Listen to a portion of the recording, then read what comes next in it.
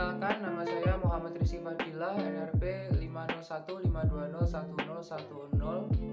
Kenalkan, saya Gisel Rania, NRP 50152011011. Halo, perkenalkan, nama saya Zita Rohmatul Umma, NRP 50152011031. Yang pertama adalah definisi transportasi. Nah, transportasi adalah suatu proses pemindahan manusia atau barang dari satu tempat ke tempat lain dengan menggunakan suatu alat bantu kendaraan baik yang bermesin ataupun tidak bermesin. Selanjutnya, di RDTR Kota Surabaya itu dibahas mengenai zona sarana pelayanan umum yang biasa diberi kode SPU, merupakan suatu peruntukan ruang yang dikembangkan untuk menampung fungsi kegiatan dengan skala pelayanan yang ditetapkan dalam RT/RW Kota Surabaya. Nah, subzona SPU ini ada banyak contohnya, dan salah satunya adalah transportasi yang biasa diberi kode SPU 2 dan dikembangkan untuk menampung fungsi transportasi dalam upaya untuk mendukung kebijakan pengembangan sistem transportasi. Nah, selanjutnya ada pengembangan transportasi udara yang dikembangkan dengan 3 hal, yaitu pemanfaatan bandar udara Juanda untuk pelayanan penumpang dan barang secara nasional maupun internasional. Yang kedua, penetapan kawasan di sekitar bandar udara sebagai KKUP, dan yang ketiga sebagai pengaturan batas kawasan dan batas-batas ketinggian bangunan dan non-bangunan. Selanjutnya ada sarana transportasi yang merupakan faktor yang memengaruhi saluran distribusi karena mengangkut barang-barang kebutuhan konsumen memerlukan alat transportasi. Nah, contohnya itu adalah angkutan jalan, kereta api, kapal, dan pesawat, dan masih banyak lainnya. Selanjutnya ada prasarana transportasi yang bisa berupa terminal, jalan, pelabuhan, bandar udara. Oke, kali ini kita akan membahas apa aja sih jenis-jenis transportasi yang ada di Kota Surabaya. Baik, yang pertama ada di definisi, yaitu jenis-jenis kendaraan yang ada di Kota Surabaya. Contohnya ada transportasi darat, laut, dan udara. Dan untuk transportasi darat ada sepeda motor, yaitu ada mobil, ada sepeda, ada bus.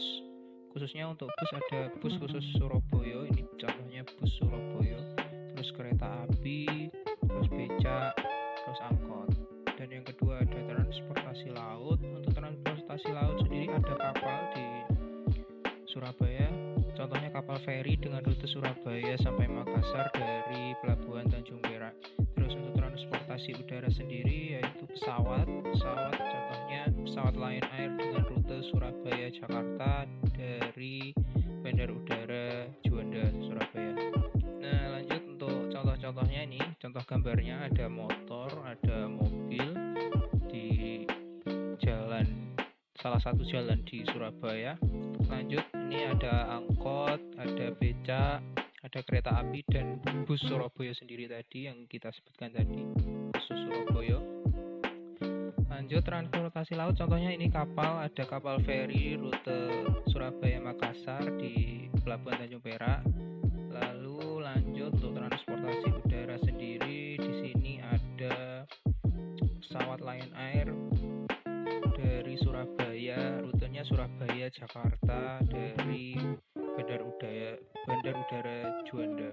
Pembahasan kali ini yaitu tentang Perda Nomor 12 Tahun 2014 tentang RT/RW Kota Surabaya tahun 2014-2030.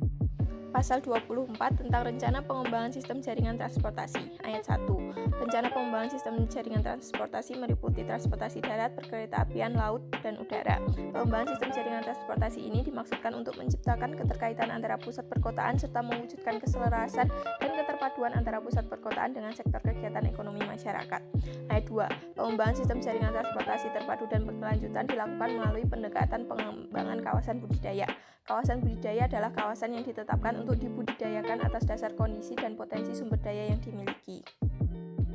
Selanjutnya yaitu pasal 25 tentang Rencana Pengembangan Transportasi Darat. Ayat 1. Pengembangan transportasi darat yang meliputi pengembangan dan pemantapan jaringan jalan, terminal, angkutan darat, serta angkutan sungai dan penyeberangan. Lalu ayat 2. Pemantapan dan pengembangan jaringan jalan. Kalian dapat melihat penjelasannya pada slide setelah ini. Selanjutnya ayat 3 yaitu jaringan jalan sebagaimana yang dimaksud terlampir pada gambar yang di samping.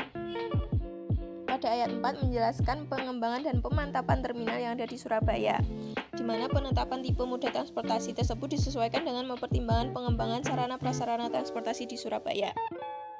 Ayat 5, pemantapan dan pengembangan angkutan darat yang meliputi pengembangan angkutan dan jalur sirkulasi kendaraan, pengembangan angkutan massal dalam kota, dan pengembangan sistem manajemen transportasi.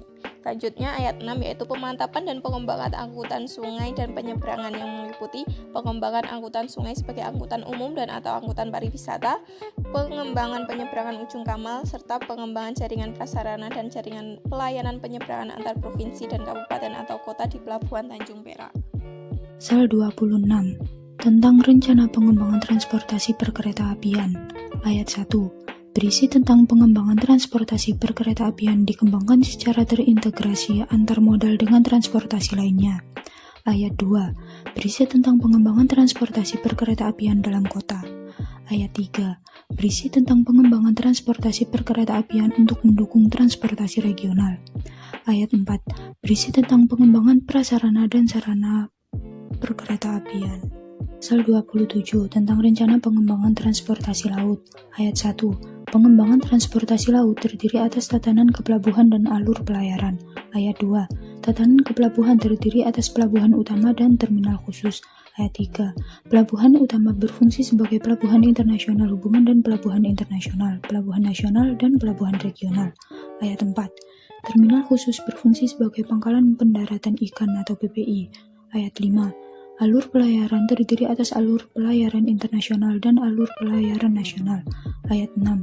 Alur pelayaran internasional ditetapkan berdasarkan kriteria yang berlaku secara internasional dan peraturan perundang-undangan. Ayat 7. Alur pelayaran nasional ditetapkan oleh menteri yang tugas dan tanggung jawabnya di bidang transportasi laut.